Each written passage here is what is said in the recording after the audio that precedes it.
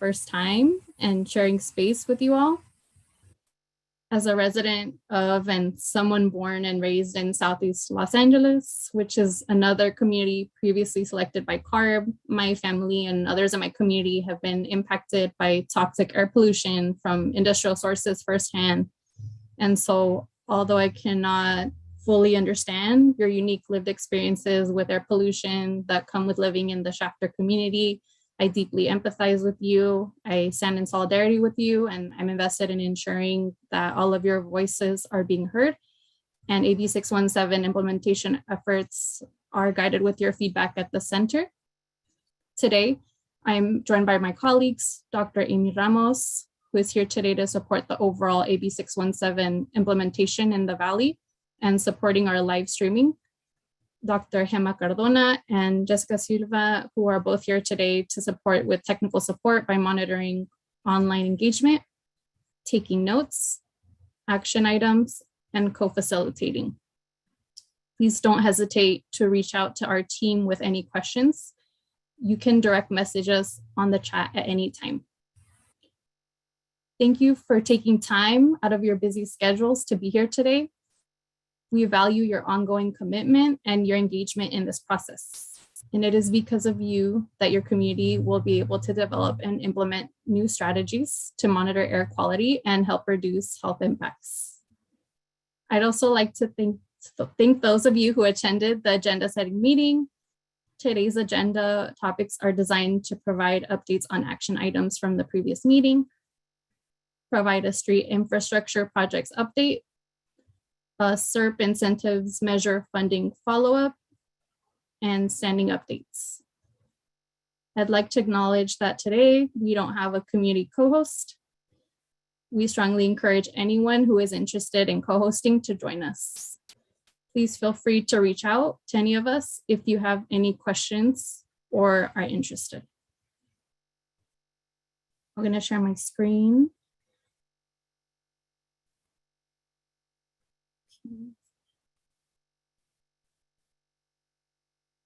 Can everyone see my screen okay? Perfect. So as you can see, the first slide in our slide deck looks a little bit different today. Before we continue with housekeeping items, I want to thank you all for your valuable feedback regarding the group agreements. We have acknowledged and understood the comments you provided at last month's meeting, as well as the CSC's comments about carrying on with AB617 implementation work. So we will take all of your feedback into account by making changes to how we kick off each monthly CSC meeting.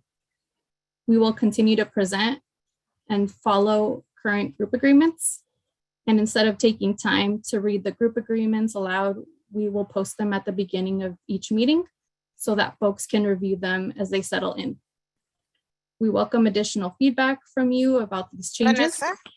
Yes. I'm sorry, I'm going to interrupt you. Can you do the interpretation slide so that the folks on the Spanish channel are able to get those instructions? Okay, sure. Thank you.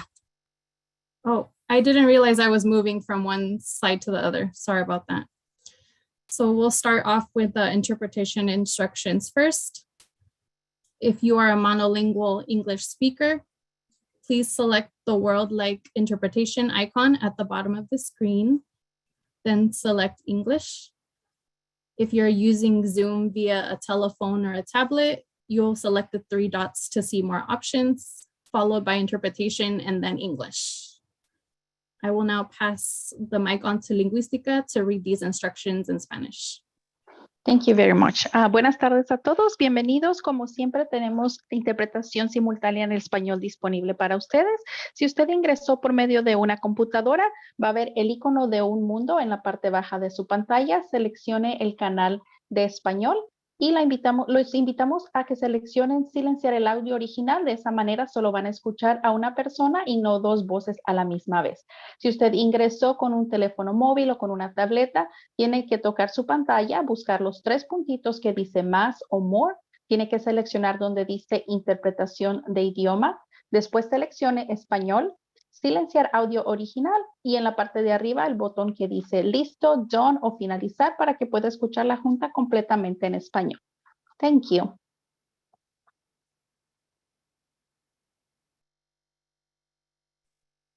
Thanks so much. So I just want to return to the first slide so I can finish the statement we have prepared to you, if that's okay with everyone. I'll be quick. So I wanted to say that we want to take your feedback into account by making changes to how we kick off each meeting. We'll continue to present and follow the current group agreements. And instead of taking time to read the group agreements aloud, we will post them at the beginning of each meeting so that folks can review them as they settle in. We welcome additional feedback from you about these changes and look forward to continued collaboration with the AD and the CSC to move forward with this important work. Does anyone have any questions or concerns about anything I've just shared with you before we move on?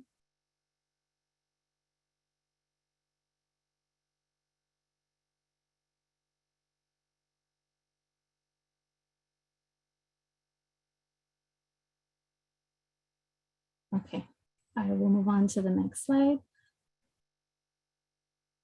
Before we get started with the rest of the meeting, please mute yourself and make sure your full name and organization are showing as your screen name. To change your screen name, click on the top right side of your picture, your video. CSC members can use the following naming convention: CSC -first name, last name. Or if you're a resident, you can use R -first name, last name. For all other participants, you can follow the naming convention first name, last name, -affiliation.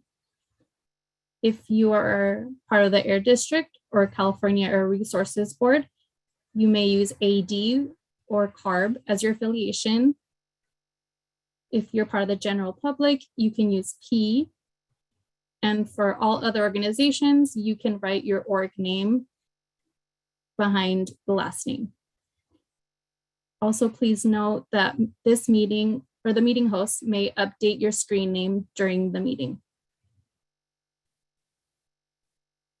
Here's the agenda for today. At 5 p.m., we have welcome introductions. 5:10, we'll be reviewing the action items tracker. At 5:20, we'll have a street infrastructure projects update. At 6 p.m., we'll have an incentives measures update. 6:30, we'll have standing updates. At 6:50, we'll have a wrap up, next steps, and agenda setting. And finally, at 6:55, we'll be opening the floor for public comment. Before we continue, we have a few asks for you all during this virtual meeting. We ask that you please stay on mute unless you're speaking or planning to speak. You can use *6 if participating by phone. Please raise your Zoom hand to ask a question during a presentation, question and answer session. You can use *9 if participating by phone. Residents in the stipend program should stay for at least 75% of the meeting to be eligible for a stipend, and that equates to 90 minutes of a 2-hour meeting. I would now like to introduce Jessica Olson for welcoming remarks. Thank you, Vanessa, and it's so great to see all of the new support from Harder & Company, and so we know you'll do a great job tonight, and I appreciate you and all the work your team does. Welcome, everyone. I really look forward to today's meeting. We certainly developed, as Vanessa mentioned at the top of the meeting, this agenda in conjunction with a lot of the support and feedback from you all, not only during the agenda setting meeting, but really this has been an ask for the past couple of meetings, is to hear a really robust update on some of the infrastructure projects. As you probably noticed, the actual materials are very light. It's short in the way of presentation, so certainly welcome to ask questions and hopefully take in a lot of great feedback tonight.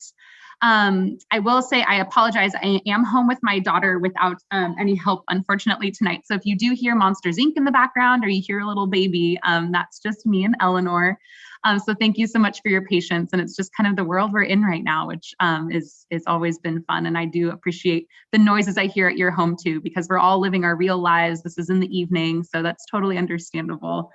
So finally, one thing I will say is that several of you probably saw an email come from the district just last week about an exciting new program. And it's not on our agenda, but because it's so new, we wanted to just briefly give you a little bit update on what we call our Clean Air Rooms pilot program. So I'm going to pass it to Jamie Holt, who's also at the Air District, to explain a little bit about that. And we're happy to take a few questions if you need. So go ahead, Jamie. Sure. Vanessa, I'm wondering if I could share my screen just real quick to kind of show people where to go. Awesome. I didn't even warn you about that. You were ready to go. So we have our new Clean Air Room pilot program. And what it does, it gives folks in disadvantaged communities, as defined by Cal EnviroScreen, which is the community of Shafter, a free air purifier. Now, we do have a limited number of these, so I would encourage you that if you want to take advantage of this program, you need to apply quickly. If you need help with the application, we're happy if you give us a call, we'll walk you through it, but it's really easy. If you go here to our website, valleyair.org, and you go here on the left to grants and incentives, it's going to pull up another page and then go to the green button where it says residents. The very first thing under residents is the Clean Air Room pilot program.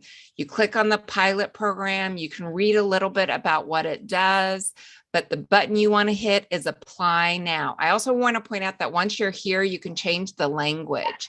So you can go from English to Spanish to Hmong.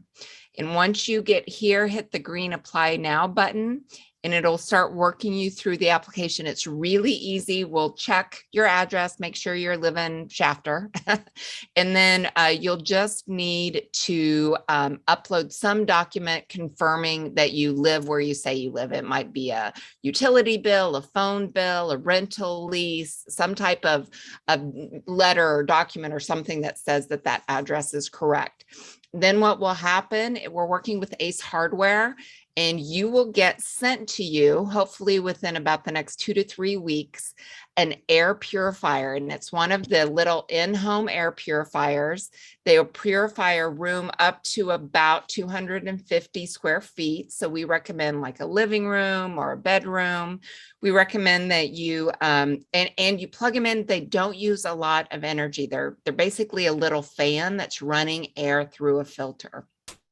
Plug it in, turn it on, and leave it on when we have especially wildfires and that smoke's coming into the valley. I will tell you that, knock on wood, cross your fingers, everyone say a little prayer. We haven't had a huge wildfire impact us yet, but we're still sort of early in the season. So go to the website, sign up for the Clean Air Room, get your free air purifier. It's one per household, and we'll send those out to you hopefully in the next few weeks before we get wildfire smoke coming into the valley.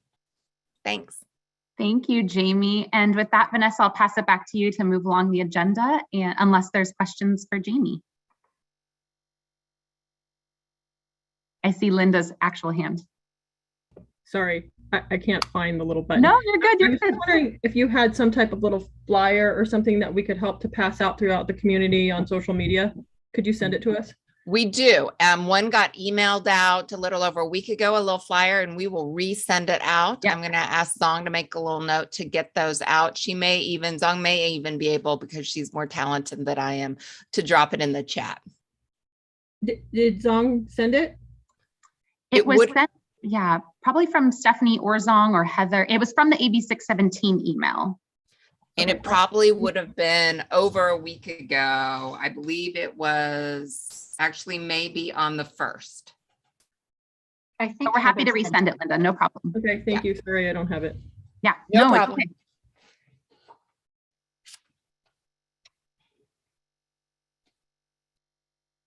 Okay.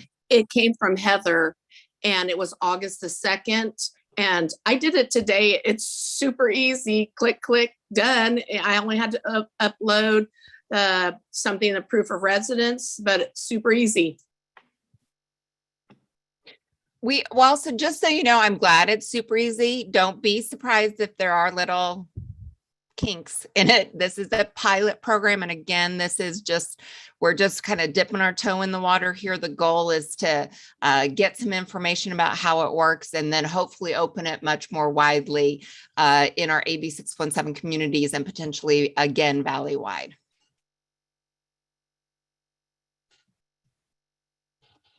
Thank you.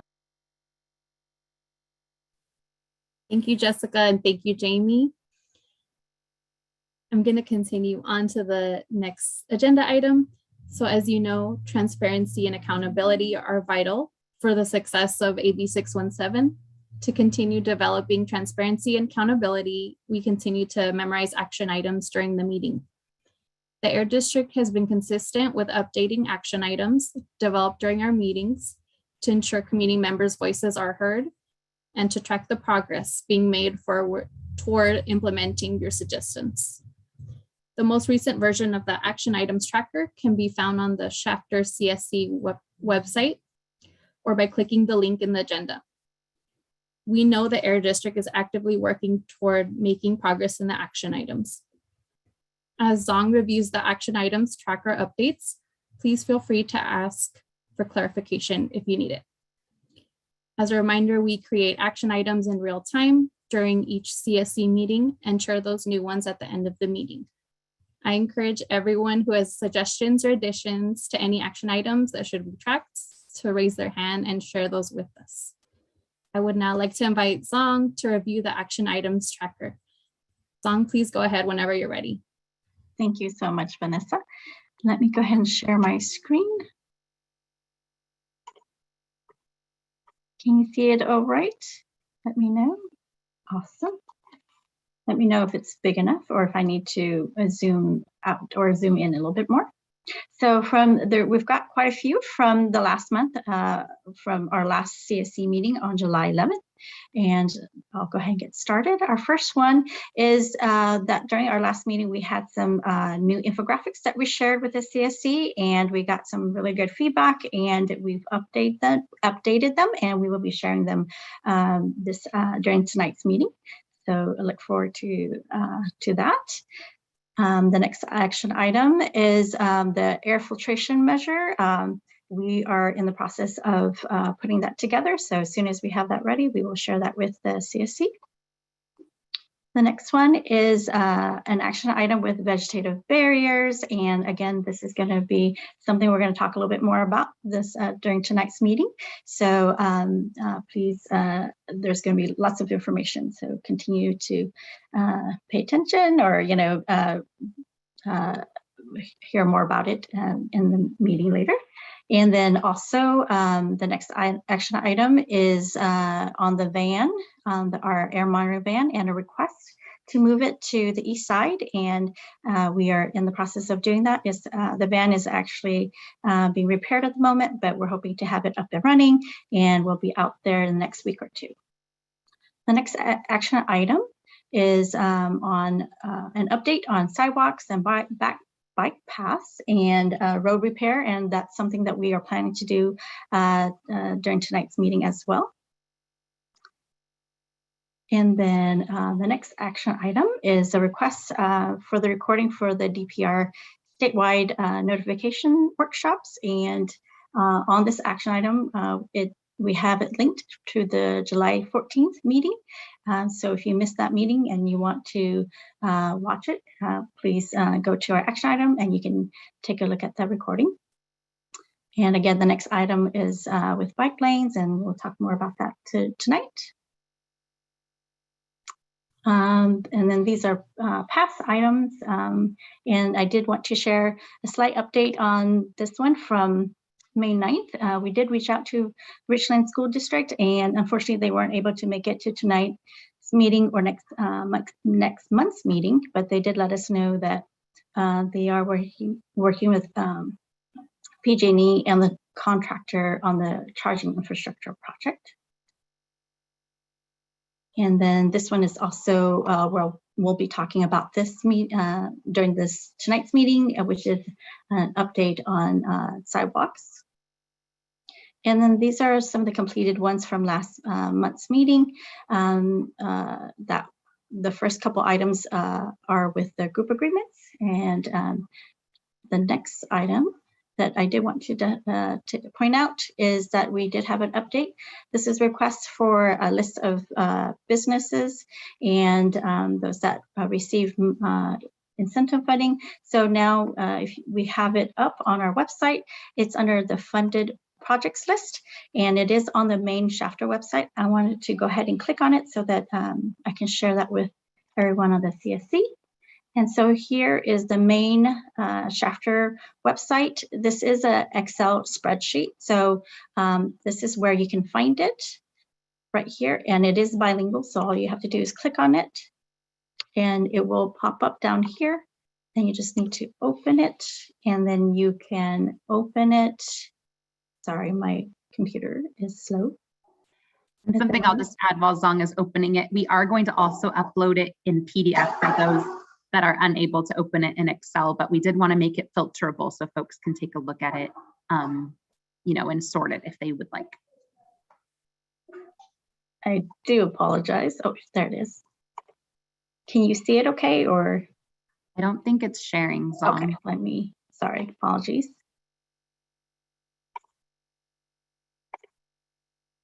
There you go. Can you guys see it okay? Okay, so this is the spreadsheet and you can search it. So you just click on any of these tabs that you want to search it by, and oops, scrolling too fast here, but so you can look at it and scroll down and see the different, oh, this is the Spanish one. Sorry, my apologies. So this is a Spanish one, and we do have an English one as well. I think it's the other tab, Zong, if you wanted to. Oh, thank you so much. So here's the bilingual version. Here's the English one. And you can take a look at this by clicking right here on this, on our main page on the bilingual tab. And then, oops, let me go back to, uh-oh, I think I lost my action item. I think we were pretty much done.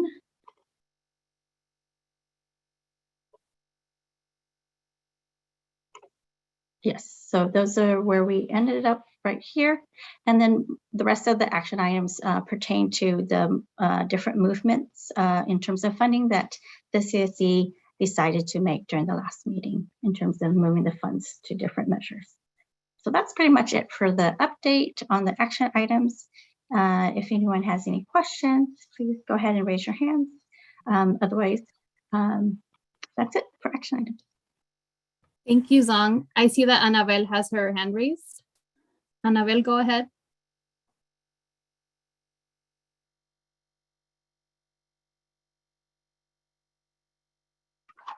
Sí, buenas tardes. No miramos aquí entre los papeles las últimas hojas que acaba de presentar sobre los comercios y eso. No los tenemos. No los tenemos aquí en nuestro papeleo. ¿Es nuevo o lo van a mandar para el siguiente mes?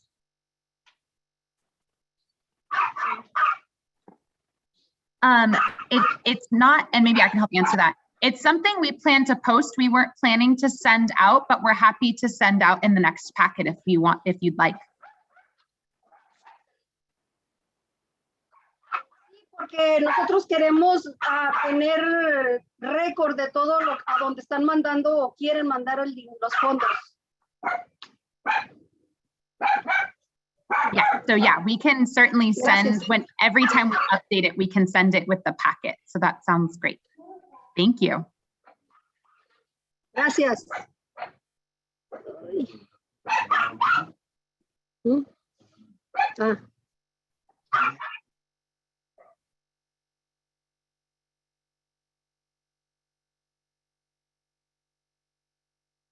Does anyone have any other questions or comments before we move on?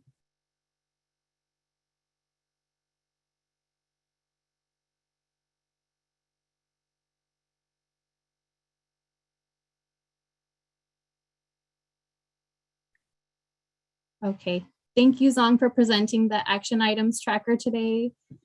We will now be transitioning into a street infrastructure projects update where we'll be reviewing and discussing the status of sidewalk, bike path, and road projects identified by community members. As we're going through the presentation, please think about any questions, comments, or concerns you may have.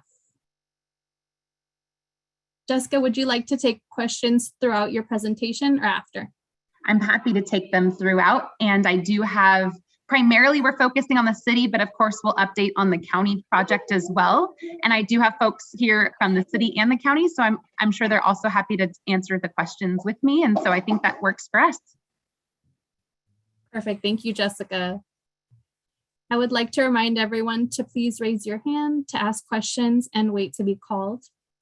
This will ensure that all CSC members get an opportunity to speak, ask questions, and get their questions answered. It will also ensure that the presenter is given an opportunity to respond to questions and comments. If there are multiple people on one account, we ask that you please wait to be called. We want to make this a safe, engaging, and welcoming space for everyone. Are there any questions up to now?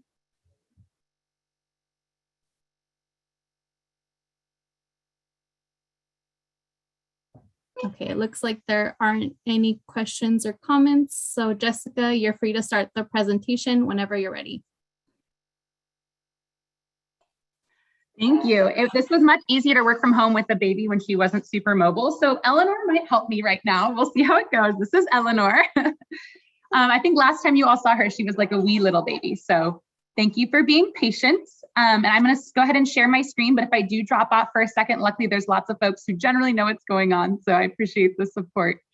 So I'm going to share my screen here and start by just thanking you all for asking for this update. It was just perfect timing, actually, in terms of the where we're at with the project with the city and with the county for a variety of projects you've all been asking for updates on. So I'm going to start this first slide. Talks about the funding that's in the Serp for the there's sort of three different types of projects, but really two projects, or really one project. When it comes to road paving and bike lanes, the types of projects that you all have been providing input on sort of requires, and we've heard from the city and the county in the past, that some of these projects are sort of one and the same, meaning in order to provide a sidewalk, for example, the county and the city have to finish the road and provide curbs and gutters. And so it's almost sort of like it's all one sort of big infrastructure type project. So what I'm sharing here is 3.8 million. What that really reflects is it's about 2.8 for road paving and and sidewalk, and about 1 million for bike lanes.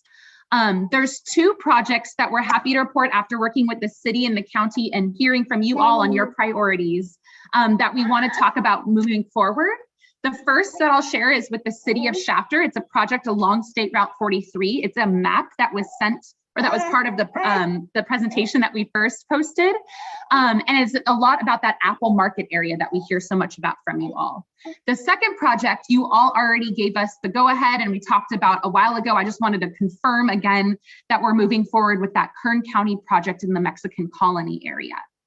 Of course, both of these projects you can see here, $1 million for the first one I'm going to share with you, 1.5 for the second. That means there's about 1.3 remaining for other priority projects, whether they're bike lanes and or paving. We definitely want to continue with future discussions. We have sort of a lot of feedback from you all already, but today we really wanted to provide an update on the projects we know are moving forward and sort of what the timeline and the next steps are.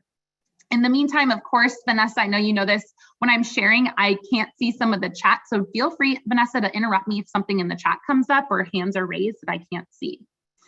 All right, so the first slide I'm going to share is the City of Shafter project. So for this project, it would take, as I shared in my first slide, $1 million of that total budget just for road improvements. And this would provide paved shoulder, bicycle lane, curb and gutter, and sidewalk along that Highway 43 area. On my next slide, I'll share with you a little bit better picture that's a little higher resolution. But I'll just describe really briefly that this is the area I know a lot of you have provided concerns about. There's not a safe way for folks to get up and down. There's no sidewalk for folks to walk to Apple Market or for students to walk to school or around the neighborhoods. And that's something that is a really high priority for the city of Shafter. And like I said, they're on if there's any specific questions. And I'm going to go really quickly to this slide. Hopefully it's a little higher resolution so you can sort of see the project boundary is essentially that whole areas where they're going to do that curb and sidewalk and gutter, all of the necessary components in order to make this an easy walkable part and bikeable part of 43 and make it safe for pedestrians, because as we've heard from you all and as you've all expressed many times, it is not currently a safe route for folks to go.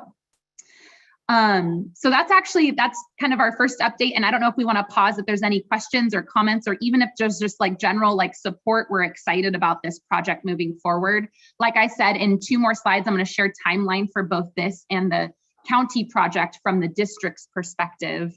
But I'm happy to take a moment here. And if not, I'll go ahead and really briefly describe the other project, which is a project you have all talked about a lot. And we're just really excited to talk about the district's next step. So we talked about this a few meetings ago. It's just confirmed, of course, we're still moving forward. This is also curb, gutter, and sidewalks in the Mexican colony area. As you all know from the last time that we heard an update, it's about $1.5 million to support Kern County in doing this. And so I know this was a high priority for you all too, and we're excited to have this move forward as well. So what I wanted to share really briefly is a quick timeline. This says July, but it's a misprint. As you saw in Zong's update, it was actually end of June that we submitted what we call a project plan, and you've heard us talk about a lot. So the project plan is what allows CARB to allow us to fund these projects. But we don't want to wait for CARB's approval, not because we can start without CARB's approval, we definitely need their approval. But in the meantime, we also need what we call district governing board approval. So we are actually planning next week to take to our governing board an item that will allow us approval to get this project done. So we will let you all know once we confirm that it's on the agenda for next Thursday. But that will allow us not only to get these 2 projects done, but then to also support any future projects you all want done so we can streamline the process. Assuming all goes well with our board and with CARB's project plan approval, in November, and hopefully at the latest in November, we will start to move forward with the city and the county to work on these projects, because our goal and what we have to do with the funding is to get these projects done in the next 2 years. So we're really excited because that means hopefully, right, assuming all goes well in 2 years, at the very least, with hopefully more projects to come, we will have put sidewalk and pavement and bike lanes on that Highway 43 part, and of course the sidewalk and better infrastructure in the Mexican colony area, really with all of your push and support from AB617. So I'll pause there. I know it's really exciting. I know I have several action items and notes over the past year that have asked for these 2 projects in particular. And if there's no questions, I do have some updates about the city also working with us on charging projects, which I know is a big ask from you all. So any reactions or questions before we move on? I do see Linda. I just want to say thank you, Jessica. You know that I've really tried hard to get something safe for folks on Highway 43. So thank you for listening. I think this is going to be a huge thing for our community to have a safe area. And we do have that park going in north of Fresno. So that will be great for people going back and forth. So thank you for putting that in. Very much appreciated. And thank you, Linda, and really to all of the residents for helping. I know, again, it was a high priority and it's a ready-made project from the city. Not that it's going to be super simple and go in a few months, but the city is really eager to work with you all on it as well. I do see Annabelle and Annabelle's hand as well.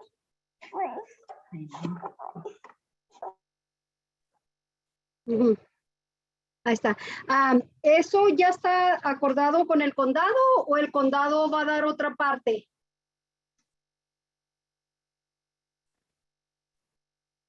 Para las vías de bicicleta.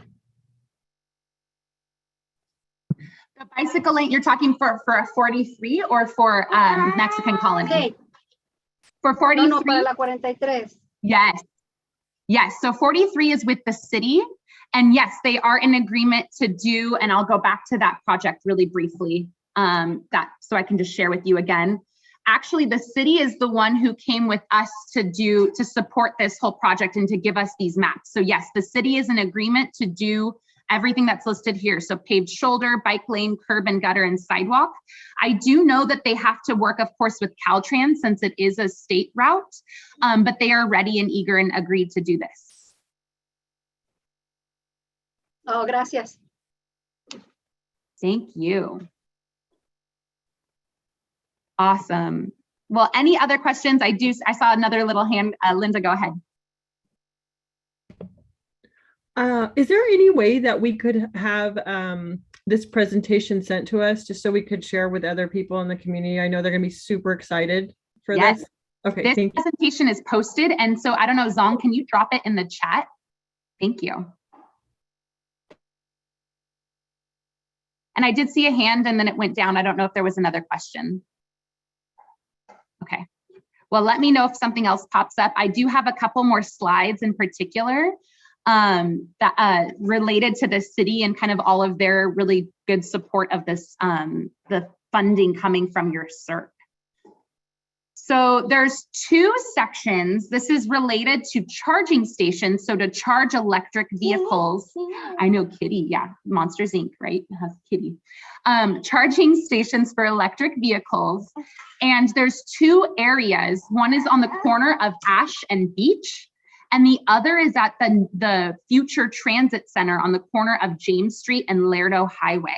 So I just wanted to let you know that those are both high priority areas for the city of Shafter, and there is funding in the Serp to do EV charging stations, and the city is committed to moving forward on installing chargers there. So we just want to thank, again, you all for helping prioritize those areas, but then also the city for moving forward. That's not going to be all of the charging stations we have. We certainly have more funding in the Serp. And so we do want to continue to partner with you, with the county, even with private, maybe places that own parking lots that are in other convenient locations to install chargers.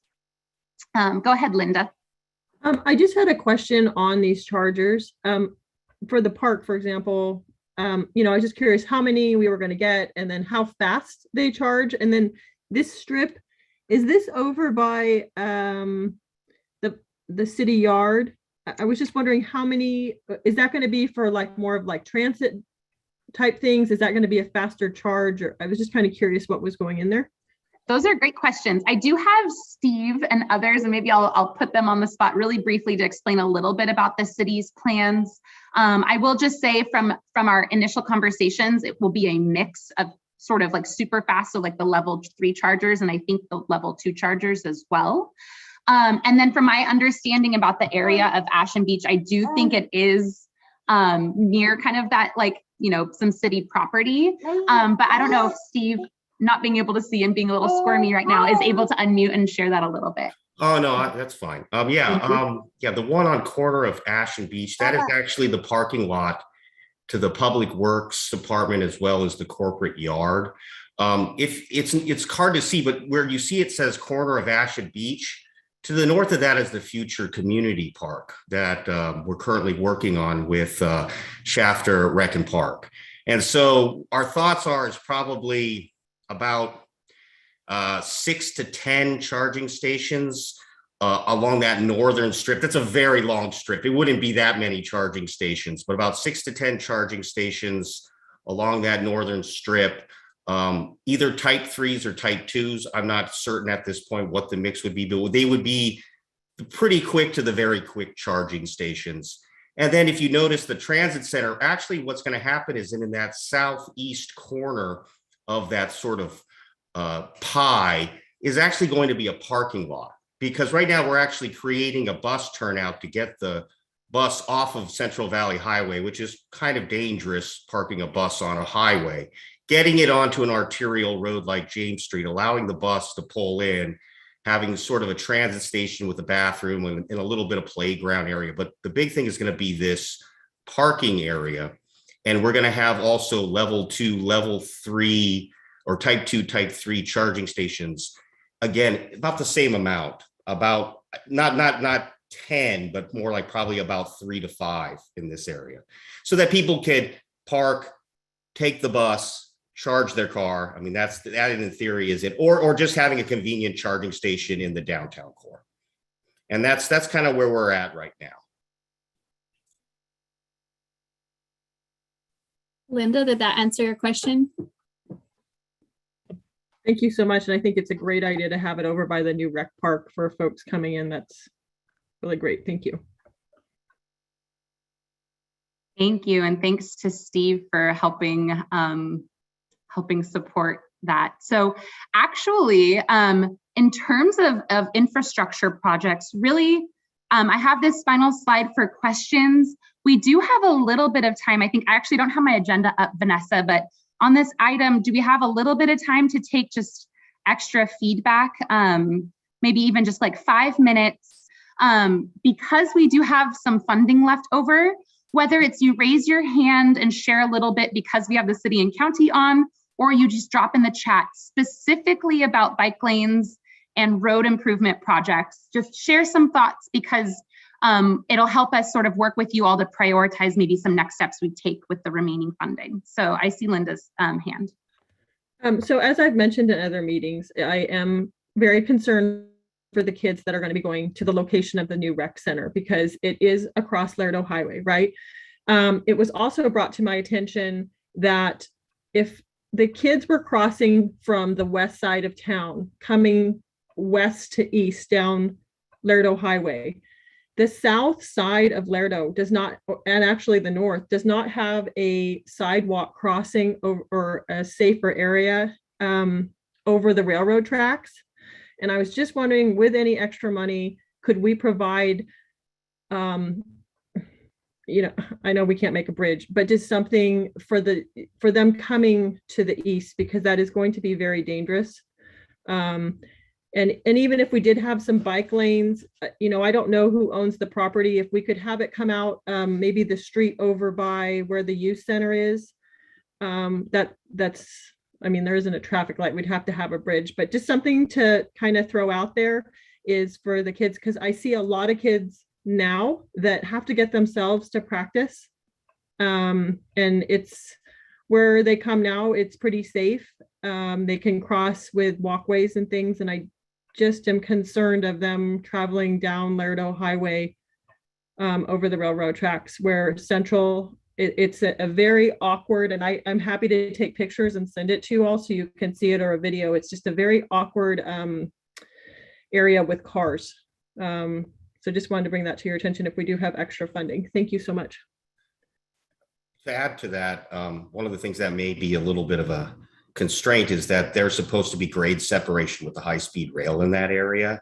And so to build a bridge now where they're eventually going to raise the tracks, I get it. I have to drive that intersection every day. I know how hairy, for even to be in a car, it is, much less having to traverse as a pedestrian. But one of the things we have to consider in that area is future grade separations with the high-speed rail, and whether it makes sense to create some sort of a bridge. But I can certainly bring this back to the Public Works Director, Mike James, about maybe there's other possible solutions to make that a little bit safer, striping, things like that. I know in Wasco, I think the high-speed rail is actually going underneath. I don't know if that's a good idea or not, for a walkway to get to Amtrak. I know that the city engineer has hashed out things with the high-speed rail. For the most part, I don't know if there's any real underpasses. Everything seems to be grade separated where there are overpasses for the high-speed rail. Okay. Yeah, I don't know if there's if the roundabout area, if there's just something that we could help. I just worry about a kid getting hit by a car. Like you said, it's bad enough when you're trying to cross that in a car, much less on a scooter or a bike. Understood. I'll bring back your concerns to the Public Works Director about that intersection. Okay, thank you so much. Thanks, Steve and Linda. I just wanted to uplift someone's comment. So Linda Urata from Kern COG said, Level 2 charging is about 3 to 4 hours to charge an EV or electric vehicle to 80% or more. Level 3 charging is much faster, 20 minutes, to charge an electric vehicle to 80% or more. The ability to use a fast charge is dependent on the vehicle's capability. Current COG is working with the City of Shafter and the Valley Air District on the charging station projects. Current COG has funding from the California Energy Commission, or CEC, to put toward a project in Shafter. I have a really quick, sorry, Jess. Linda Martin, can you say the intersection again? I didn't catch it and I want to put it in the action items. So it's where Lerdo crosses Central. You know that road, it turns into like 43. There's a AM/PM on the corner if you Google Earth it. Steve, maybe you can help me. Yeah, it's where Central Valley, it's where Santa Fe becomes Central Valley at Lerdo. So north of Lerdo is Central Valley Highway. South of it is Santa Fe Way. And it's basically the southeast corner of the, if you were to look at a map, southeast corner of the core, where the core is oriented differently than the rest of the city. The core is oriented off of the Burlington Northern Santa Fe alignment, whereas the rest of the city is oriented north-south. Thank you.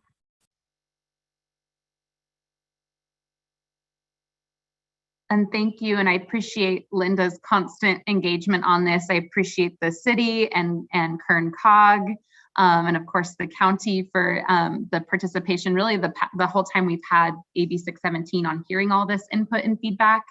This will not, of course, be the only time we listen to additional feedback. I know it'll be a back and forth, and hearing some of Steve's comments, we might need to consider or just always keep open other ideas as well as we move forward, because we do want to allocate this funding to a project that's going to get done within the time frame of the Serp. And so we're really looking forward to continuing this engagement.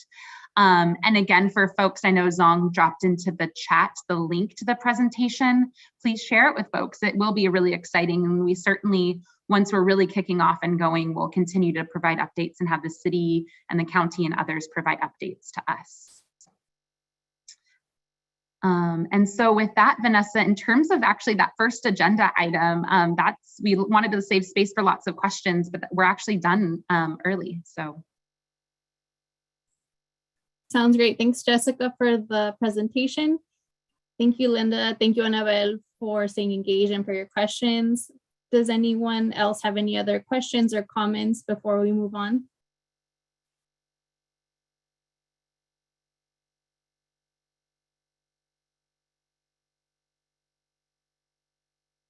Alrighty, so we're ready to go on to the incentives measures update. As you all know, an important part of AB617 work is implementing the local Serp, or Community Emissions Reduction Program. We will now be transitioning into the Serp incentives budget discussion, where we'll be reviewing the Serp incentives measures, including funding deadlines and project timelines, as well as soliciting committee feedback on direction for moving funding, if necessary, to support Serp measures. As we're going through the presentation, please think about any questions, comments, or concerns you may have. All right, I think it's my turn again. Yes. So really, so actually a couple of things we just wanted to, in your agenda, we have sort of 3 items we wanted to touch on during this update. And the first is that we want to review the actions from the July meeting and just remind folks the actions that were taken. Zong has them in the action item tracker. And I know we dropped it in earlier, Zong, but if you want to drop it in as well, and if you can drop in the chat which number action item the actions we took last time. But I'm just going to verbally update, and then I have some graphics to share based on your feedback. But just as a reminder, last month we decided to move the funding from the school air filtration measure into a residential air filtration measure. We're really excited, and it's very similar, or can be very similar, to the description that Jamie shared at the beginning of the meeting, where we send out air purifiers.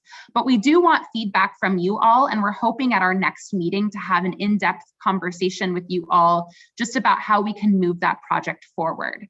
Just as a reminder, it was $250,000. So that's how much we have for the whole valley right now.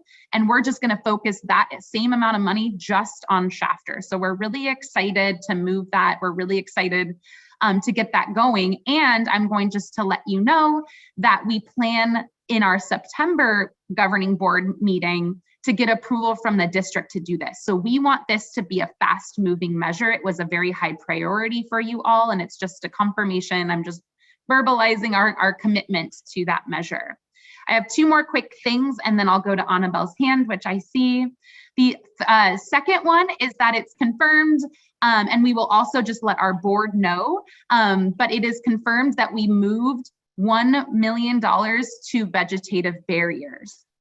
The next step there is that we have to release what's called a request for proposals. And again, we will let you all know when that is officially released. But the idea is that we, just like we did with urban greening, will ask someone to apply so that they can help us plant those barriers. Before they plant them though, we heard from all of you that you all want input and feedback on where and how we establish where the best place to plant the vegetative barriers and the trees are. So we'll work with you all on an exercise, and something to flag as an action item is to plan a meeting where that happens. And then the third item, just to remind you all to recap, is that we are hoping maybe next month, again, we will send an email update out just to let you know, to take an item once again to our board based on your recommendation to increase the funding for the wood stove fireplace change out from $3,000 to $4,000 per person. So that's a summary of what you heard last meeting. I just wanted to confirm kind of what the next steps were, because it all happened sort of quickly at the end of the last meeting.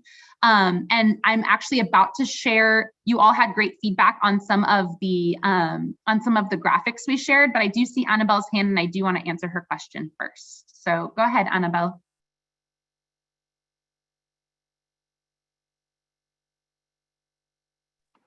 Si hay fondos para filtros, ¿se podría destinar una parte para la casa hogar de gente incapacitada que está aquí al cruzar las vías del tren? Es que son citizens, ¿verdad? Es una casa como de retiro, de asilo.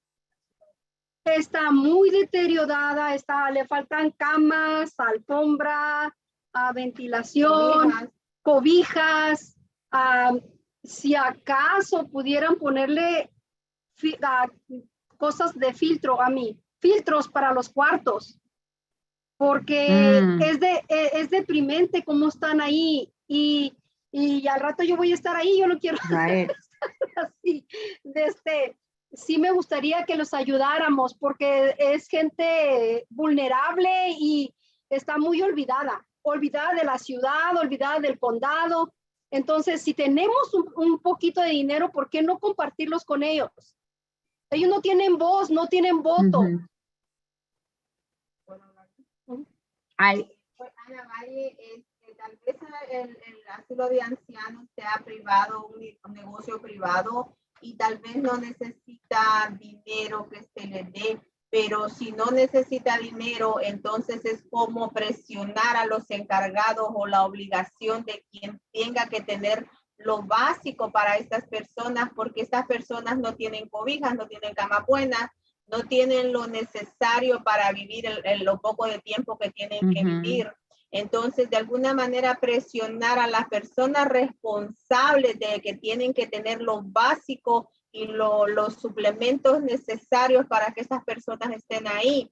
O sea que si se puede ayudar sería mejor, pero si no, presionar a quienes tienen que mantenerlos a ellos bien, o mandar una inspección cada cierto tiempo seguido para saber que realmente estas personas están bien, porque si nadie pone presión a los encargados o dueños de esos lugares, nadie les importa cómo estas personas vivan y luego si nadie hace nada por ellos, ¿quién va a hacer algo por nosotros en el futuro? Hay que ser un poquito humanos para el futuro, para que estas personas vivan dignamente. Con estos calores que hacen estas personas, le aseguro que ni están cómodas con estos calores, no los cambian a su tiempo, no les dan abasto los cambios y todos esos lugares viven mal las personas porque nadie los revisa frecuentemente del Estado. Esta es responsabilidad, me imagino, del Estado o no sé de quién.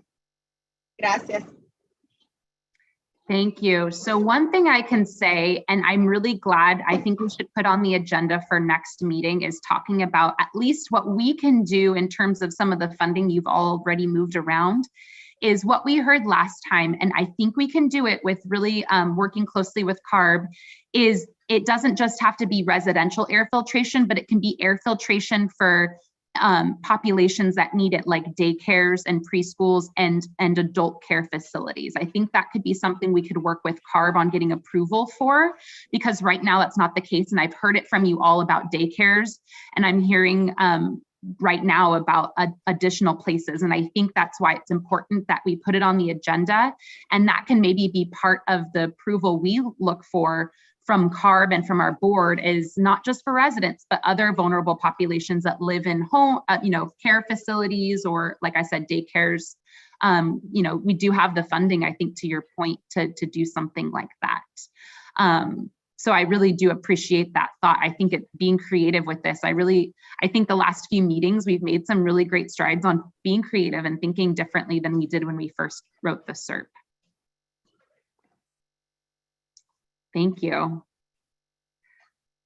All right, so one of the things that I will share, and we shared it out with folks, and we're happy to take a little bit more, or not even just a little bit, as much feedback as necessary on, are some new graphics that we created last meeting, shared with you. We've amended a little bit, but we're happy to continue to amend, and we just felt like we wanted to take some time today, if we could, to get a little bit more feedback. We've already had some feedback that from folks that have seen it ahead of time, because we did send these out ahead of time. So I'll just share with you verbally what that is, and we'll keep iterating on this, meaning we'll keep changing it and making it better and sending it out to folks so you have a better visual way to talk about your Serp. And so I'm just going to share my screen, and we'll go back once again. If there's any questions, please feel free to interrupt me, Vanessa.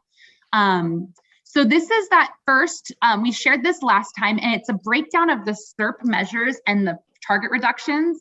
We've updated this since all of the funding changes you've made. And so less than half of the measures now are going to ag and business, and more than half are going to residential measures. And even though these are called local government, these are all the measures that are in your neighborhood. So these are like the paving projects are in this green box, and the tree measures are in the green box. And so it shows that we're still making a dent, even though it's a little smaller percentage. With all of this funding, we're still making a dent in the emissions reduction. I do hear a little bit, so I think there might be some questions. Just some of the updates that we've made to this one in particular are just based on the new funding amounts we've made. But I'm happy to stop and answer any questions. I have 2 more slides to share that we've updated as well. So I'm happy to stop each time and share. Or if there's no questions, I just heard some noise, but maybe there's no question. Does anyone have any questions at this point in time or comments? Awesome. Well, I will go to, maybe, I think I skipped one. I'm sorry. I was like, wait a minute, I know I had 3 graphics. So I'm going to go backwards one side. Sorry, I went a little bit ahead, but it's a similar thing. So this is a similar way to look at the progress, but in this case, we're showing progress. And so last time we shared and we made some updates because it was kind of unclear what the gray meant on sort of the different places we're at with funding. So as I've mentioned before, CARB has to approve certain measures for funding. So we have this 9.5 is how much we've already spent. The blue is what has approved to fund based on CARB's approval and project plans. The orange is what we've submitted to CARB and asked for approval for, but we don't yet have approval, but we expect it soon. And the gray is in development. So once again, this is just a graphic we plan to share with you each time so that you know, and it's always transparent, where we're at with the funding. And then similarly, this is just a different way to look at how far we've gotten in total with all the emissions reductions. But I will share on my next slide what that means for each measure. And just as a reminder, the goal for all of these is really just to show you, rather than every time share with you a big table, show you in a variety of different ways how you can share amongst yourselves or share with community members the progress that we're making together. So this is another look. If you recall the slide previously, all of the blue measures here, the green measures here, and the orange measures here are all broken down here in the blue. It's kind of hard to see on here, but it's blue, green, and orange.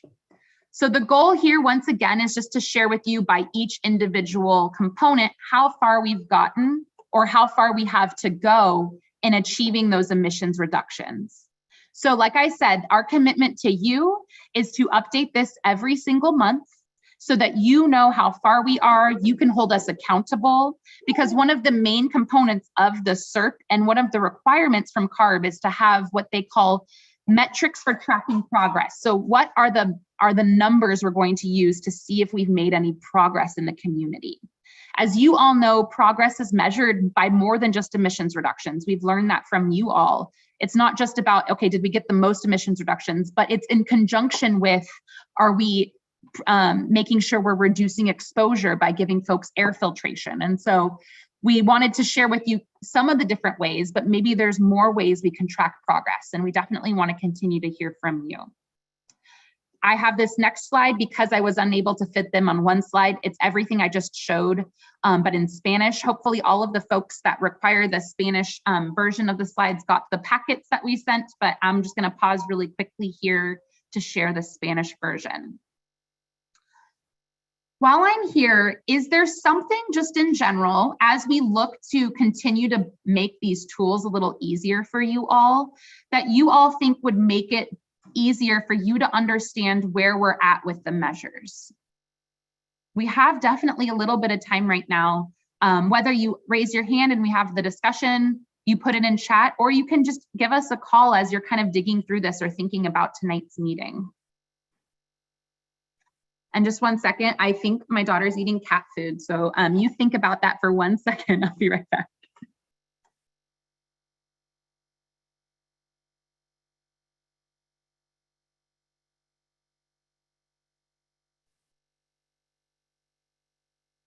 Does anyone have any questions or comments that they'd like to share?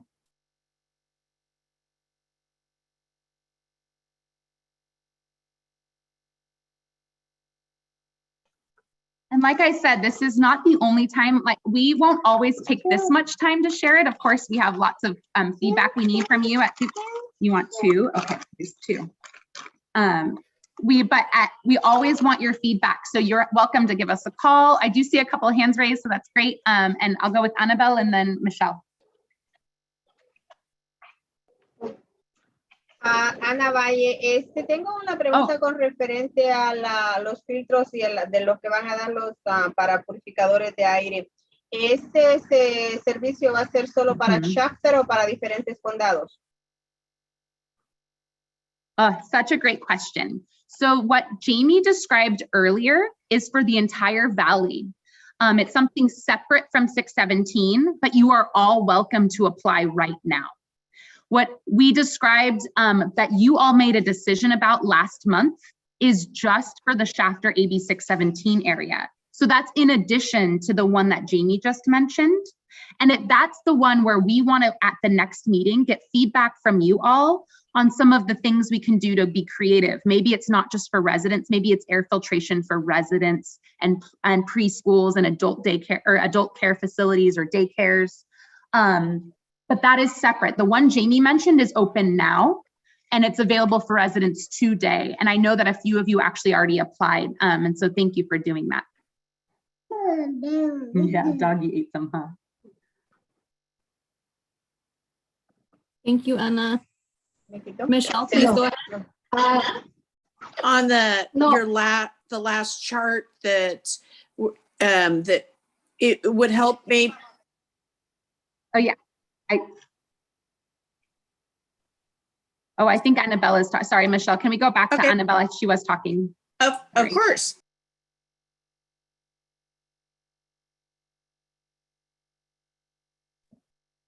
Sí, tengo una pregunta que miré aquí en las hojas.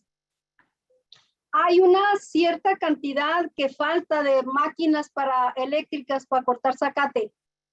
¿Se va a reanudar eso o ahí va a quedar? Ya no va a haber más máquinas. That's a decision we can make as of right now. We still have funding available for, I believe, over 100. So I think we only gave out, and Zong, can you help me a little bit? If you go to the tracker and see how much funding we have left for lawnmowers, I believe we still have funding and we can do another event. And we can start to plan that with you all soon. Because that was the timing was hopefully that we do one, see how it goes and plan. I do see Jamie's unmuted, so maybe she can explain a little more. Our plan, I believe we did almost just over 100 mowers thereabouts at the first event. The plan was actually to do a second event, probably in the fall, once it's a little less hot, and to do basically another, very similar to last time, another round of giving the mowers out to community members. So that is the goal. We are planning to do that. We have communicated to the lawnmower company that we want to do that. They're going to work on making sure we have enough lawnmowers. We have the inventory we need so that we can have them all there on site and make it really easy for folks to take advantage of the program.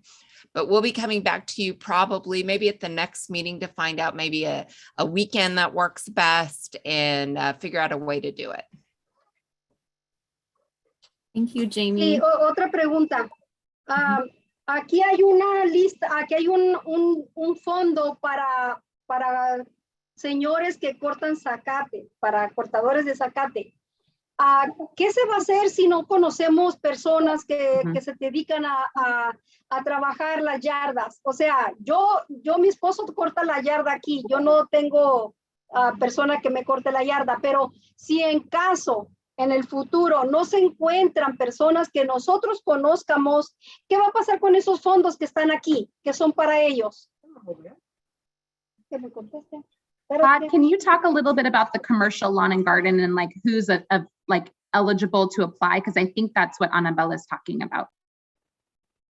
Sure. I mean, I think anyone who operates a business, commercial landscaping business is eligible to apply. But I think maybe more to the point of Annabelle is what happens to those funds if they go unused, perhaps. And again, it's like any of the measures, we would bring that back to this committee at some point. I think we would want to, make sure that we've done all the outreach that we can possibly do.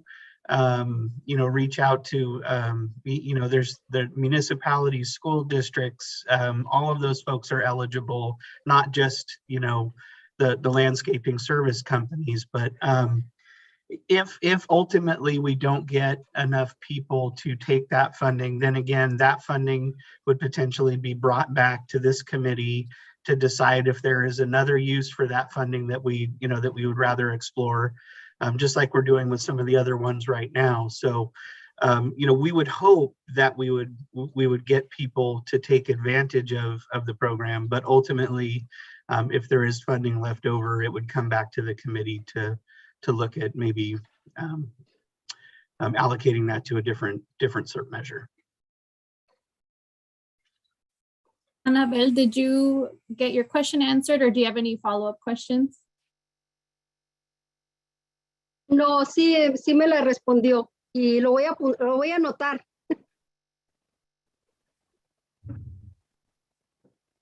Excellent. Thank you, Annabelle. Michelle, you've had your hand raised for a bit. Please go ahead. Yes, Jessica, on the third set of slides that you put up, the one in English and Spanish, the what is it? The numbers at the bottom represent what? 100, is it 100 people applied or $100? I can't remember now. And then can you show that slide again with your full hands? And I think it's, I know, no, it's okay. It's easy right now. And you're right. It kind of got cut off. So we put it over here. It's tons of emissions. And thank you for reminding me. I don't think I quite explained that. So these are the target reductions. And yeah, let me re-explain. The full bar is what we're aiming for. The dark blue is what we've funded already. So we've funded enough to achieve this amount of reductions. If there's still light blue, that means we have some left to go. And in some cases, because we the emissions that we estimated, we actually are going to get more than we estimated. Some cases, we actually are getting extra reductions. So in the case of low dust harvesters, for example, some of those dust harvesters are going to harvest more acres than we estimated when we wrote the Serp, meaning we're going to get more reductions than we expected. So right here, you can just sort of see that some of the measures certainly achieve more reductions than others. But that just means some of them are maybe more in terms of like emissions exposure. You can't quite quantify what the reductions are. Sorry, 1 second. But yeah, so that's what it is. It's just what are we trying to get in terms of emissions reductions? Just to explain a little further, this is in total. So this is both NOx and PM 2.5 as a way to try to simplify it.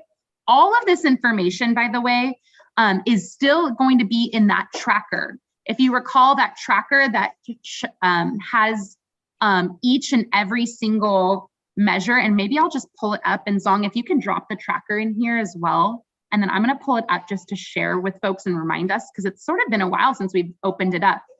That still has all of the details for every single measure and for every single sort of next step, for all of the different emissions reductions that we've achieved by pollutant. And I'm going to share my screen right now, and Zong just dropped the link in. We have a Spanish version as well. We actually send this out to our Spanish speaking folks that don't have, maybe if they don't have access to internet. If you want a paper copy, we can send to you every month as well. This has all of the details. We were just hoping that the graphic would just be a quicker way to describe the details, which are a little bit hard to see when you're looking at this tracker, and there's still so much to track, right? So I hope that explained it. Yes, that explains it. On the little ones, the very, like if you go up to replacement of passenger vehicles and it's so small, are those dark blue, or where do they fall into that? Did we get what we wanted? We have yet to, yes, so they're really small. We have yet to actually fund those, which is great because we definitely have work to do, and definitely some updates for you, I think, at our next meeting on those as well. If they're really small, I think what we can maybe do, actually, this is, now that you're giving me an idea, is I wonder if we can right here kind of explain a little bit.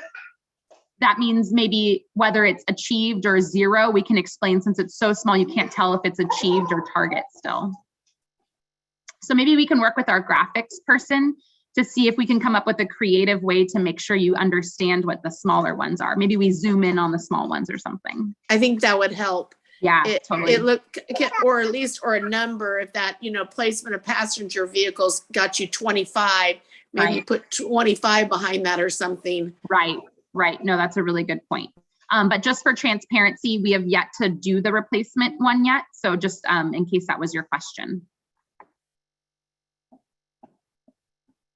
Thanks, Michelle. Thanks, Jessica. I just wanted to uplift another comment that was posted by Zong about lawnmower units. She said there's funding of $100,000 for 280 lawnmower units. 176 units have already been funded. So I think to Jamie's point, that sounds right on track, that we could do another 100 at an event and still be within our Serp. And then we can reassess.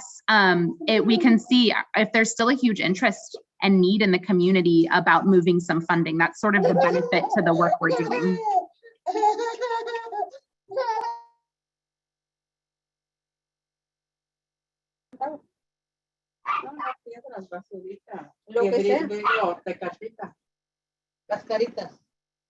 Abel, go ahead.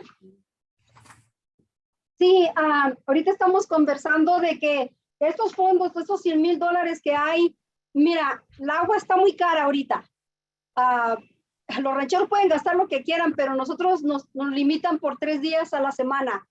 ¿Qué pasaría o si ustedes planearían que nos cambien las yardas de zacate a tipo Arizona, con cactus, arena, que se nos den fondos a nosotros para nosotros cambiar nuestra yarda?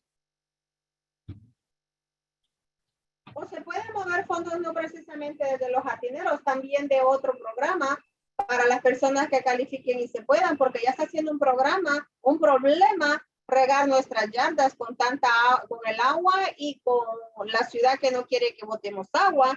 Entonces, y sale caro. Y si hay fondos para los jardineros, entonces jardinero yarda es lo mismo, que se evita que anden el jardinero haciendo bulla, contaminando el lugar. Sería mejor que hubieran fondos para hacer las yardas de la comunidad en estilo Arizona y evitaríamos un gran problema futuro. Sí, de hecho, en Fresno, cuando yo fui a junta el mes pasado, no, hace 2 semanas, fui a una junta a Fresno. Ya de hecho, ellos ya hay colonias que han estado comenzando a hacer sus yardas con piedra y cactus. Casi árboles no tienen, pero se están ahorrando bastante agua ahí. Ajá, y pagarle al que corta el zacate.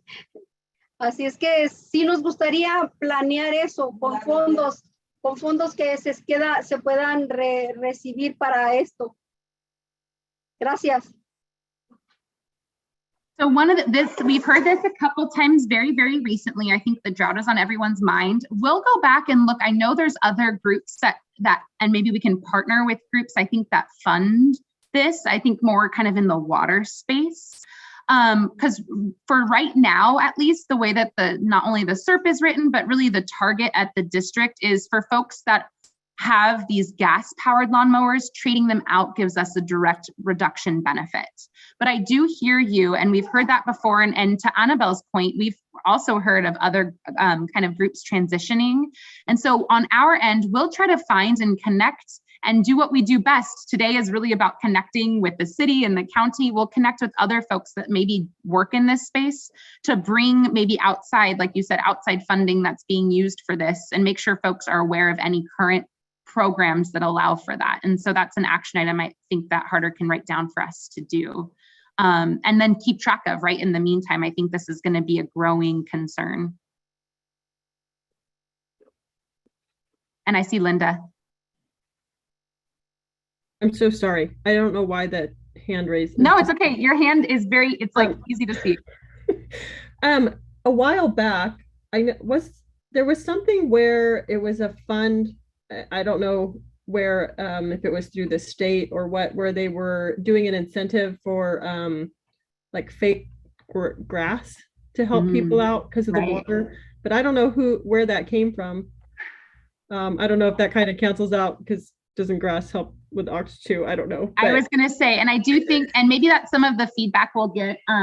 I know that some of the urban greening we're doing is to sort of help with what's called the urban heat island effect, meaning keep the area cool and not have so much like gravel and sidewalk to reflect back and warm the atmosphere. So there's certainly a balance in that, providing grass. So I'm not an expert in that, so I don't want to keep talking about it, but I will just say that we can bring back all of that information to Linda's point about what is available out there to just bring forth to folks. Or maybe something with like the zero scaping. I don't know, this is totally out of my wheelhouse, but I just remember there was some incentives for water here. Right, yes. And I think to your point, and what I was thinking of earlier is I think folks that work more what I'll just call the water space and not focus much on air quality as much as water might know a little bit more about that. And so we'll try to connect with folks, or even if you all are sitting there thinking, wait, I know that person, or I've seen that program, share with us and we'll share out with everyone.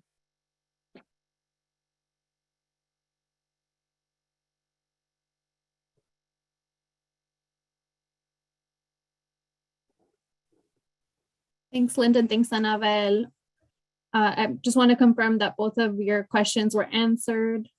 and also would like to open the floor to others if they have any questions or comments.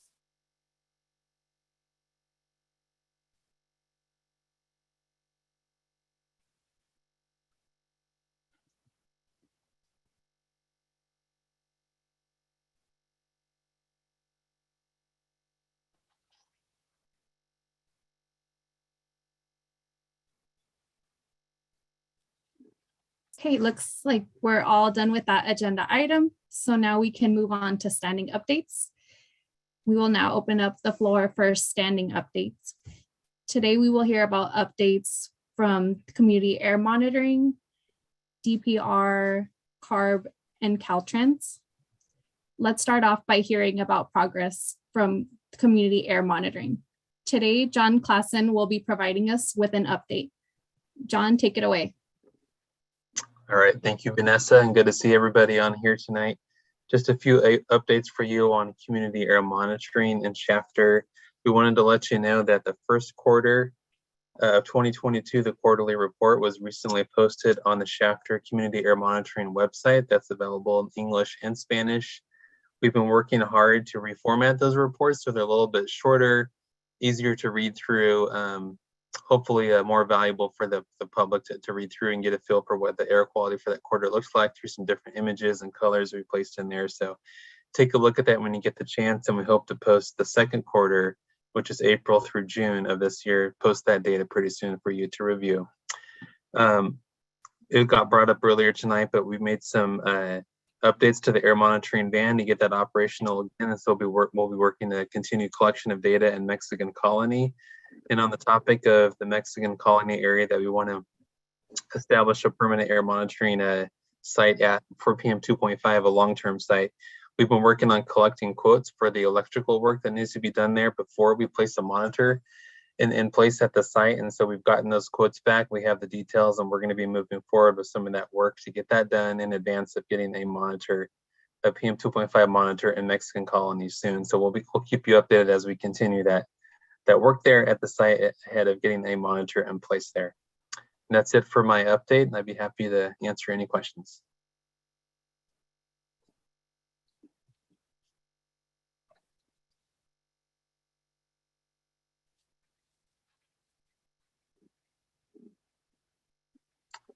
All right, thank you. Appreciate it. Thanks, John, for that very important update. I wanted to highlight that Zong posted the link to the Q1 2022 air monitoring reports in the chat, as in addition to some very important links that she posted previously. So please feel free to check that out. We're now going to move on to updates from DPR. Regulating the amount of pesticides in the air is very important to maintaining community air quality. Today, DPR will provide us with any general updates they have prepared. Min, please take it away. Thank you. So good evening, everybody. Not a whole lot to provide you with. I think I just wanted to give an update on the fact that, sorry, I also have my kids, so you might hear them in the background.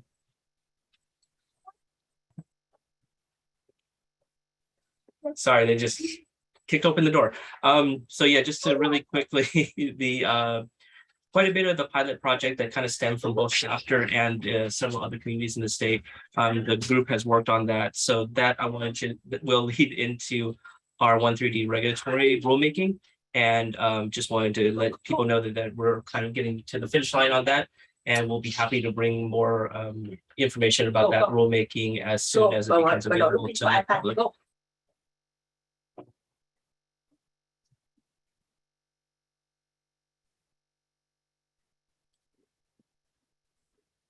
Sorry about that. And I'll take any questions or comments at this point. Sorry, it feels like everybody has their kids out today. So.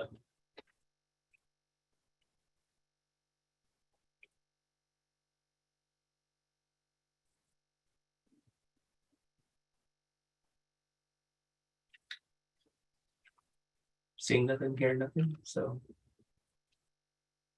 All right. I'm not seeing anything in the chat. Thank you very much, Min, for that update. As you all know, CARB is responsible for the implementation of AB617. I will now invite CARB and Caltrans to share about their work involved in AB617. Scott, do we have any updates for CARB this week? I actually have no updates from the California Air Resources Board, unless there's any questions for me. Does anyone have any questions for Scott this evening?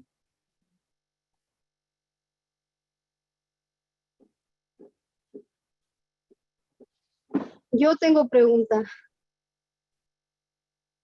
Please go ahead, Anabel. Sí, quiero preguntarle por qué el 4 de julio las emisiones no se me hicieron tan correctas, porque hubo mucha contaminación y aquí no cuenta que fue alta.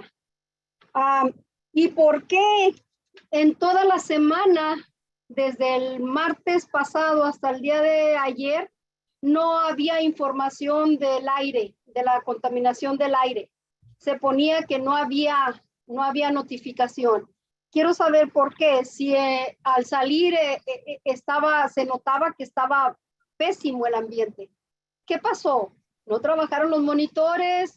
¿No nos quisieron decir en realidad cómo está el ambiente, el aire o qué? Una explicación, por favor. De hecho, uno de los días cuando yo salí, yo pensé que era la plomería de mi casa la que estaba soltando un olor pésimo, como a pólvora, pero salí a sacar a mi perrita en la mañana, como a las 4 de la mañana, y olía a pólvora, como cuando acaba de explotar una bomba y queda ese aroma como de plomo, de pólvora, algo así. Sí me gustaría que me explicaran. De hecho, yo le llamé a unos de CRP que hacen monitoreo de casa, pero no los pude contactar. Y ellos también se iban a comunicar por qué no había información del aire en esos días. Gracias, porque tengo dudas.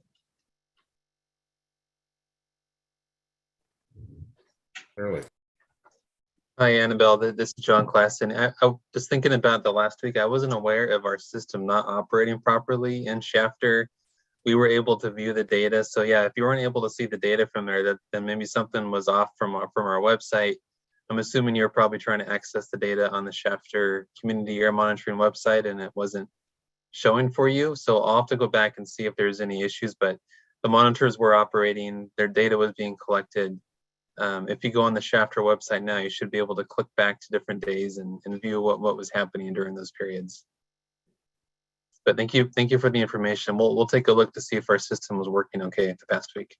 And then something I'll add that I know our compliance team would appreciate is if you smell something that's of concern, of course, share it with folks that you work with, but also the faster you share it with the air district, the faster we can get out there and detect it. Because I'm not aware of anyone calling us about that odor. And if you call us, Annabelle, you can even call, I know, I'll get you more in 1 second. If you even call Maricela, she can help you connect to the right person. Or, just whoever you're comfortable calling at the district, and we can make sure the right person gets the information, because we didn't hear that from anyone. And it's the faster we hear it, the faster we can get someone out there. But to your point, and just to confirm with John, we think all the stations were operating last week. So I don't know if it's your app, and we can help you again connect, because I know you were having issues last time too. I know, it's right here. Thank you, Annabelle, for uplifting that observation and for your comment. Do you have any follow-up comments or questions?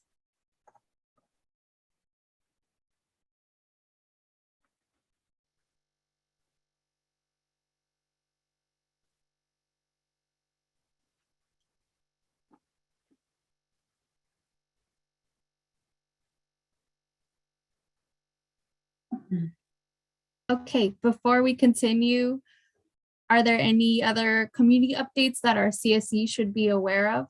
Or does anyone want to provide information on events happening within the AB617 boundary?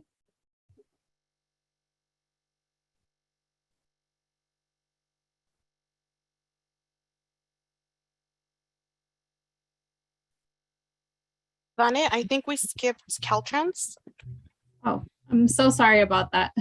Yes. We have Caltrans and Marcus Evans will be presenting an update for that agency. Marcus, please take it away. I'm not here to present an update, sorry, just here to take notes. So I don't have anything to report. Okay, thank you, Marcus. No problem, sorry.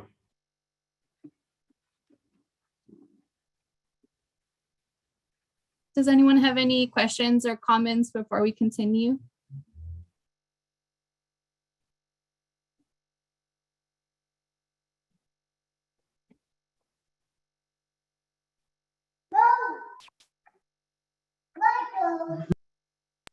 I see Michelle's hand.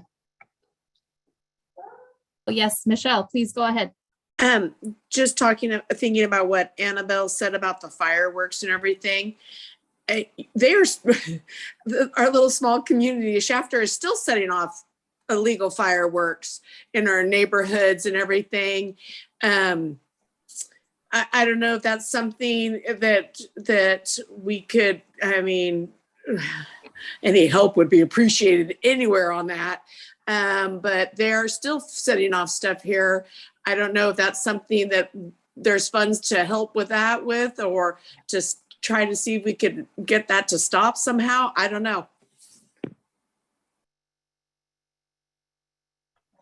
Something I will share, I'm going to share my screen because you can go back in time on our air monitoring webpage to support what Annabelle said about it being bad. We did detect high readings on July 4th.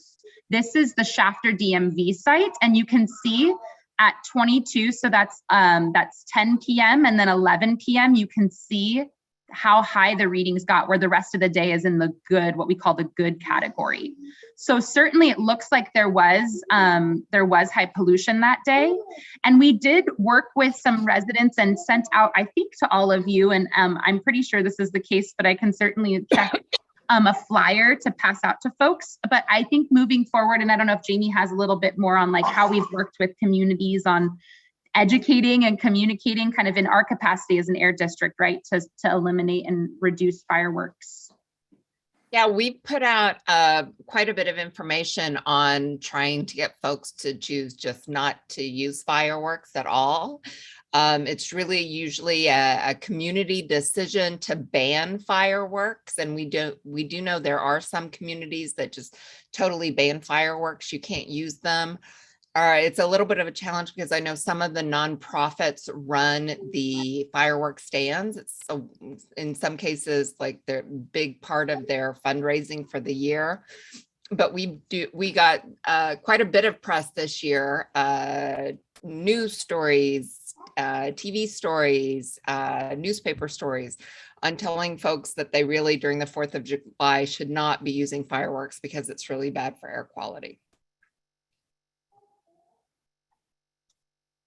Thanks, And I do see, yeah, sorry, go ahead. Yeah, I was going to say, just to add to what you showed there, Jess, just looking at the other sites in Shafter, definitely saw spikes at other sites, from high PM 2.5 on the evening of July 4th, and the ones that were more urban in the middle of Shafter seem to have the highest values, which makes sense for probably most of the fireworks for being set off. And then our sites that are more out on the outskirts of the Shafter community tended to have lower numbers. So if you go back and take a look.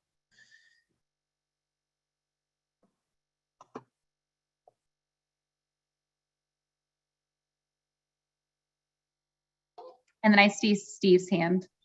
Yeah, just quickly, I know Police Chief Zimmerman spoke last time at a recent council, maybe last one or the one before, saying that the fireworks were actually about half of what they were the year before, due to increased, they actually put twice as many guys on the streets this year in Shafter.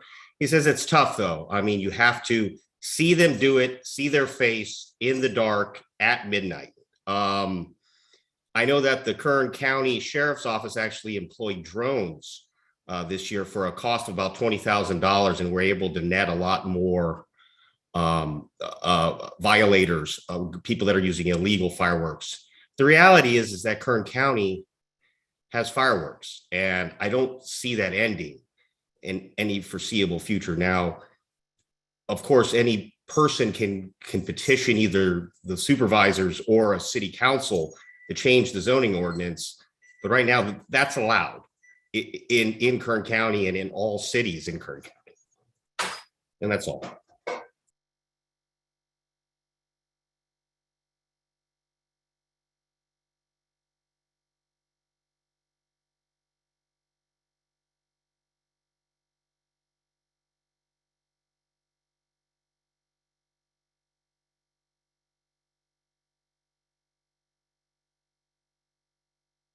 Oh, that's all I had to say. I'm sorry if you didn't hear that. Thanks, Steve. Does anyone have any other questions or comments before we continue?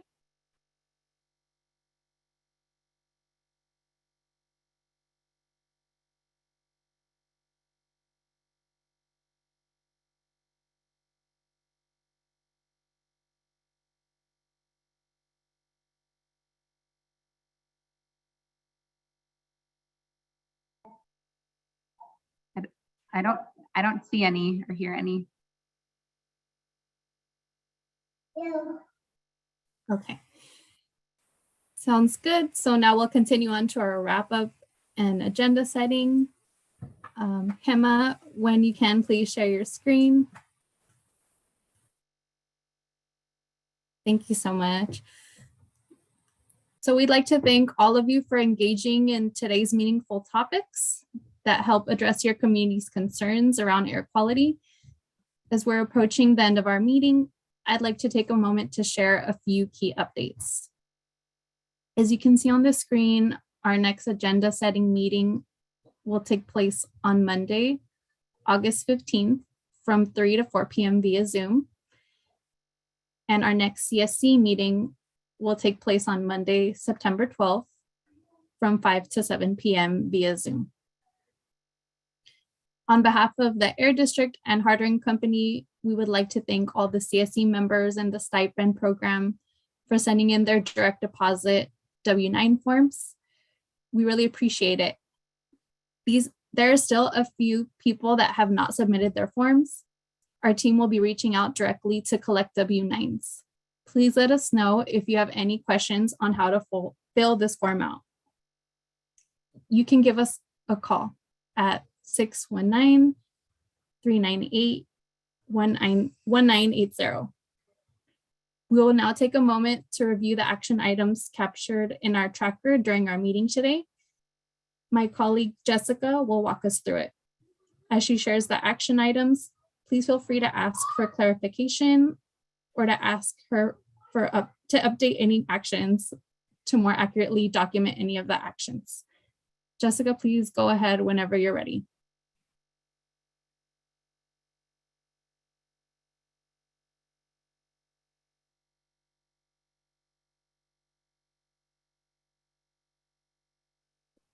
Okay, so we have the Air District will resend the Clean Air Room Pilot Program flyer to the CSC.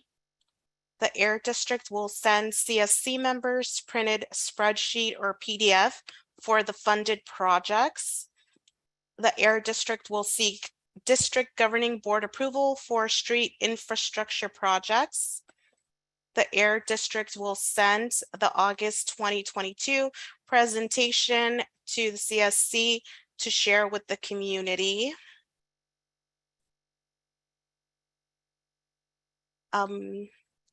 Steve Esselman will follow up with the Public Works Director to review infrastructure options for the intersection of Lerdo and Central Valley. The Air District will plan a meeting with the CSC to request feedback on locations for vegetative barrier locations. The Air District to work with CARB to include vulnerable populations in the air filtration and will include this topic in the September 2022 meeting. The Air District will request feedback from the CSC to find a weekend for the second lawnmower equipment event. The Air District will collaborate with a graphic expert to recreate the bar graph in the presentation. And lastly, the Air District will seek out partnerships for outside funding for xeriscaping. Are there any corrections to these notes? And I will just wait a little bit for folks to kind of take all of these in, because they were a lot of action items. Thanks, Jessica, for reading those out. I see Linda has her hand raised. Do you have a question? I had a question. Great job on all the items. I just was wondering if maybe Steve with the city had a layout of or a map. I know there was some proposed bike paths a while back, and I was just wondering if we had a better map where folks could look at it now that we know where the rec center was going to be. I can say that we don't, I can look for that map. I have not seen it. Been here a year. I can certainly look for it. And if it was something that was presented, then I'll get it. In terms of bike and pedestrian plans, the city of Shafter has never had one. Closest we got is the circulation element of our general plan, which is very general. It's bare minimum legal standard kind of stuff. It is certainly something that I've been considering. I'm actually going to have a joint planning commission, city council, just an informational meeting about some large plans that need to be talked about in the city of Shafter. Housing element, safety element, EJ element, circulation element at the request of the city engineer. Wants to redefine the circulation element to take it to codify the high-speed rail alignment and a few new alignments that are being worked on right now for long term. Part of that also is bike and pedestrian paths. We need a plan. We haven't had one. And there's a lot of advanced planning that has to occur here in Shafter. So I'm going to be laying out what I think the issues are next month. I believe it's going to be at late September. It certainly will be a public meeting. Anyone is welcome to attend. It will simply be informational, but that is going to be a big part of it. We need a bike and pedestrian plan, particularly I think where Bakersfield is creating a pedestrian bike path along the Friant Kern from the river to 7th Standard, which was something I was a part of when I was with the city of Bakersfield. I'm glad they're doing it. I'd like to see that continued and make it more of a regional path. But you also need a bike plan to get around Shafter rather when something like that actually occurs. So lots of big things to talk about. Keep an eye out late September for that joint meeting. And there's certainly lots of plans that need to be talked about. And that's really it. Maybe the map, did it come from the county, Alexa? Are you on here? I just thought at one point in time we had some type of map and it had some proposed bike, and maybe it was county, not city. I do not recall that. Okay, I'll try and dig through and find something. I remember there was red lines. So if I do, I'll go back to Mike James and our city engineer Kevin Harmon. And our GIS tech Chris. I'm sure there's something. It's just nothing's official. Oh, okay. I was going to say too, Linda, I can look through any documents we've shared with you all. So you have 3 of us sort of on it to double check. Okay, thanks. Thank you, Linda. Does anyone have any questions or comments about the action items that we recorded tonight?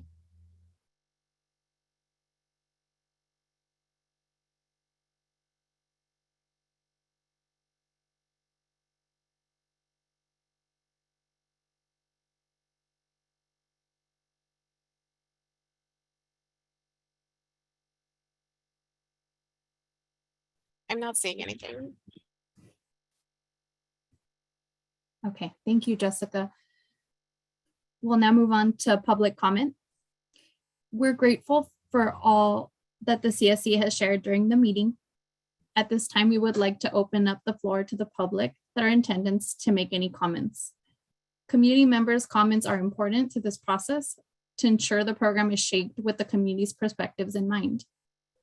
If you would like to make a comment, please raise your Zoom hand or let us know via the chat.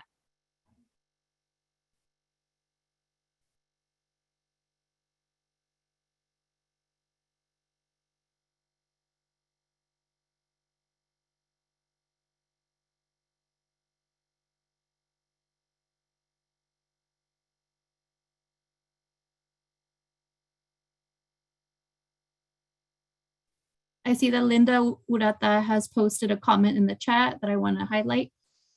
I think that the county showed a map. There is the current region active transportation plan and the 2019 complete streets document. They are on our website, and she has posted a link to the website for those that are interested.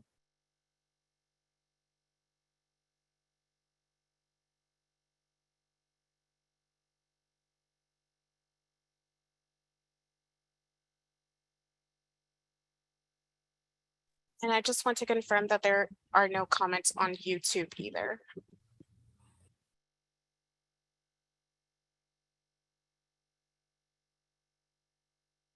Okay, well, if no one has any comments or questions, we can wrap up early. Thank you all so much for sharing your valuable comments and for attending today's meeting. Jessica, do you have any final remarks that you'd like to share before we end today's meeting? I just want to thank you all and certainly thank all of the folks that have been so engaged, not only today, but really the last year, the progress that we made and the support from Steve and his team at the city, from Alexa and her team at the county, from Linda and her team at the COG have really led us to a lot of the progress that we shared with you today. So thank you all and all of the residents and certainly all our agency partners. I do see one more hand, so go ahead, Michelle.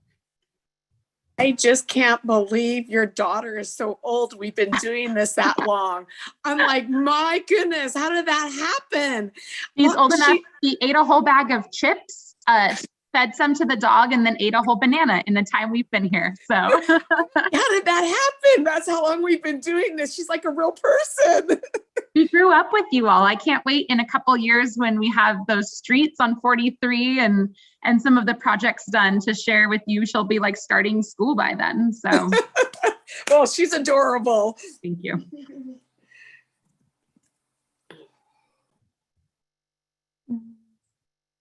Okay. Thank you, Jessica, and thanks everyone for attending the meeting. I hope you have a great rest of your night, and we'll see you at next month's meeting. Bye, everyone. Bye.